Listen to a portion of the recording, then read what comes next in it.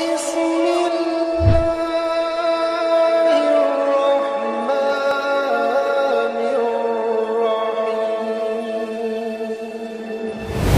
اس کے بعد ہے حدیث نمبر 5، السؤال ذل، السؤال ذل، مانگنا بری چیز ہے، مانگنا بری چیز ہے، السؤال ذل، مانگنا بری چیز ہے۔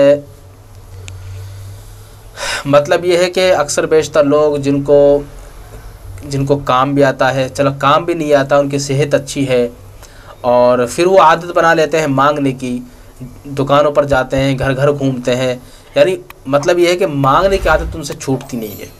حالانکہ اگر وہ کوئی کام کرنا چاہے کام بھی کر سکتے ہیں، کوئی جاب کرنا چاہے جاب بھی کر سکتے ہیں، اللہ نے صحیح سلامت ہاتھ پیر دیے، اور پھر مانگنے کی عادت اس نے ڈال لی، تو یاد رکھنا یہ سب سے بری عادت ہے۔ تو حدیث اسی بات کو کہہ رہی ہے، السؤال ذل، کہ مانگنا بری عادت ہے۔ ہاں ایک انسان مجبور ہے، معذور ہے، پریشان ہے، وہ پھر مانگ رہا ہے تو اس کی بات سمجھ میں آتی ہے، بات سمجھے، کسی کا پیر ٹوٹے ہوئے ہیں دونوں، وہ چل نہیں سکتا، کوئی کام نہیں کر سکتا بیچارہ، تو اس لیے وہ مانگ سکتا ہے، اس کے لیے اجازت ہے۔ لیکن ایسی کوئی عورت ہے، اس کا کوئی شوہر نہیں ہے اور بیچاری بہت معذور ہے، پریشان ہے، تو وہ بھی مانگ سکتی ہے۔ تو مانگنے کے بھی الگ الگ سسٹم ہوتے ہیں، لیکن اب ایک انسان صحیح سلامت ہے، گھوم رہا پھر رہا چل رہا ہے، لیکن کام اگر کرنا چاہے تو کام بھی کر سکتا ہے، اور پھر وہ مانگنے کی عادت ڈالے، جگہ جگہ مانگے، تو ایسے لوگوں کو دینا بھی حرام ہے۔ بات سمجھ رہے، ایسے لوگوں کو دینا بھی حرام ہے۔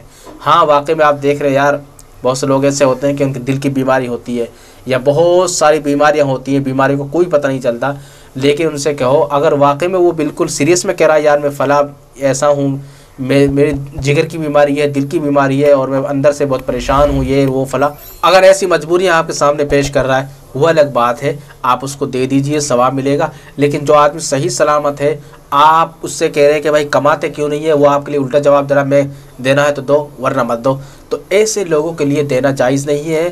اگر آپ دو گے تو آپ گنہگار ہوں گے، سمجھ رہے ہو نہیں؟ تو یہ اس بات کا خاص طور دھیان رکھیں۔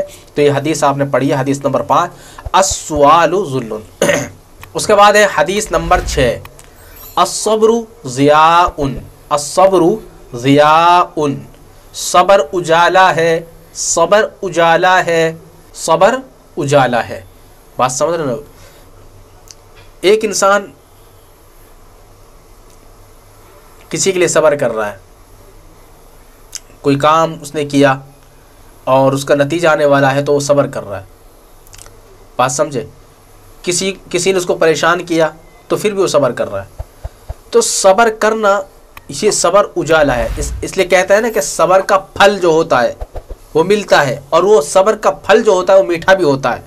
تو صبر جو ہوتا ہے صبر ہوتا ہے، اس لیے صبر کی بھی عادت ڈالیں، سمجھ رہے ہو؟ آج کل ہمارے اندر صبر جیسی نعمت نہیں ہے، تو صبر ہم نہیں کر پاتے، تو صبر ہمیں کرنا چاہیے، جہاں صبر کرنے کی ضرورت پیش آتی ہے وہاں کرنا چاہیے۔ تو صبر، اس لیے حدیث کہہ رہی ہے کہ الصبر ضیاء، صبر اجالا ہے۔ اس کے بعد ہے حدیث نمبر 7، العین حق، العین حق، نظر لگنا سچ ہے، نظر لگنا سچ ہے۔ بہت سے لوگ کہتے ہیں یار یہ تو خام خواہ بکواس ہے، نظر لگتی ہے ایسے ویسے، کوئی انسان خوبصورت بھی نہیں ہو تو اس کو نظر لگ جاتی ہے، یہ تو کوئی بات نہیں ہے، بات سمجھ۔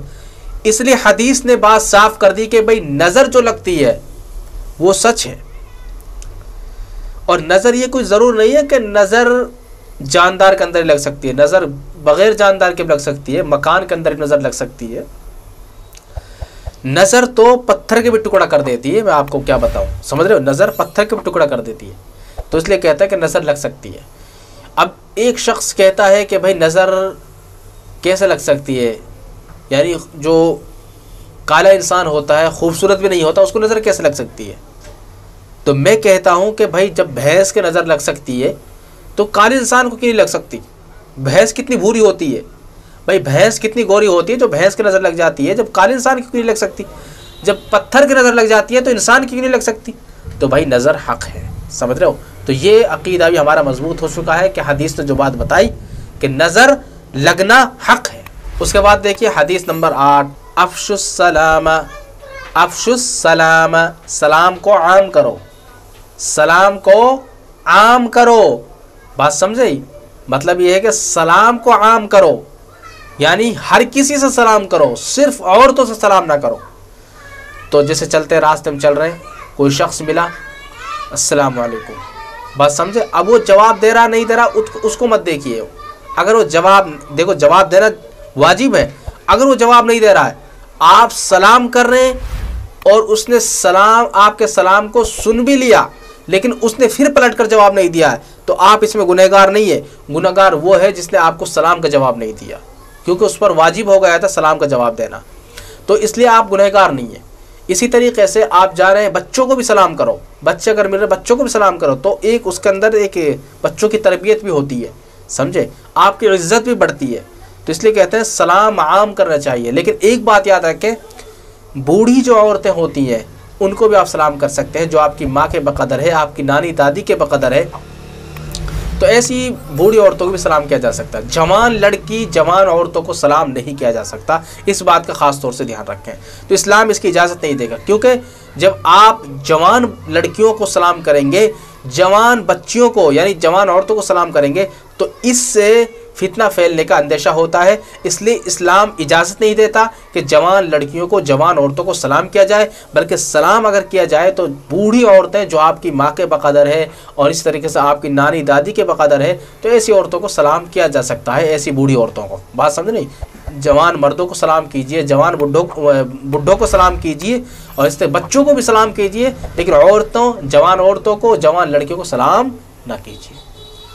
ہاں، گھر کے اندر آپ سلام کیجئے، بہن سے بھی کیجئے، بیوی سے بھی کیجئے، ماں سے بھی کیجئے، بھائیوں سے بھی کیجئے، سب سے کیجئے، کیونکہ گھر کے اندر سب محرم ہے۔ بیوی آپ کے محرم ہے، وہ نا محرم نہیں ہے، بات سمجھ نہیں؟ گھر کے اندر تو سب ایسے ہی ہوتے ہیں، محرم ہوتے ہیں، تو آپ اس سے سلام کیجئے، کوئی دقت کی بات نہیں ہے۔ اسلامک اسکالر آفیشیل چینل، جہاں پر ملیں گے آپ کو اسلامک بیانات، اسلامک شارٹ کلپس، درس قرآن، درس حدیث، سیرت النبی صلی اللہ علیہ وسلم،